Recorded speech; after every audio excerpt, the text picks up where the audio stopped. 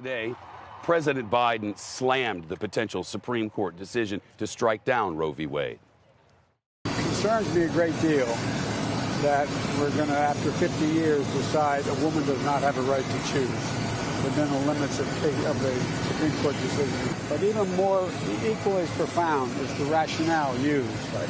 And it would mean that every other decision relating to the notion of privacy is thrown into question. The president warns that it could also threaten other basic rights that he says would represent a fundamental shift in the rule of law. And the president urged Americans to vote for candidates in November who support abortion rights.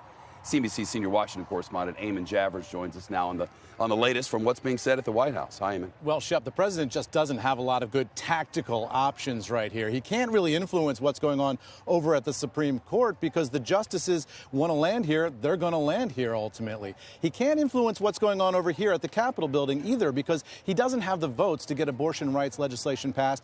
And if he does in the House, it's going to be filibustered in the Senate. And the president said he doesn't want to go there in terms of the filibuster today. So that may be why the president took a wider approach today in his comments about this. Take a listen.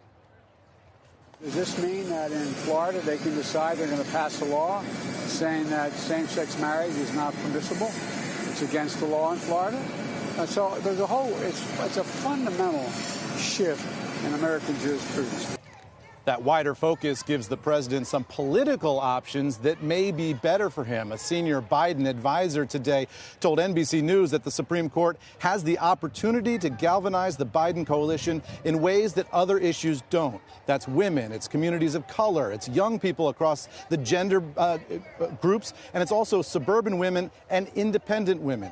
Vice President Harris talked about this today and also took that broader approach. Here's what she had to say. The rights of all Americans are at risk. If the right to privacy is weakened, every person could face a future in which the government can potentially interfere in the personal decisions you make about your life. So, Shep, the White House here might be hoping that the way to win this is not on the substance of what's going to happen over at the Supreme Court, because the die may be cast there. What they may be hoping for is a political victory that could stave off disaster in the midterms that are coming up this fall, and then also in terms of rehabilitating this presidency, which has been so badly battered by inflation and all the other things that we've seen this administration have to deal with over its first year and a half in office. A push and pull of politics ahead, no doubt. Absolutely. Eamon Javers, thank you. Shep Smith here. Thanks for watching CNBC on YouTube.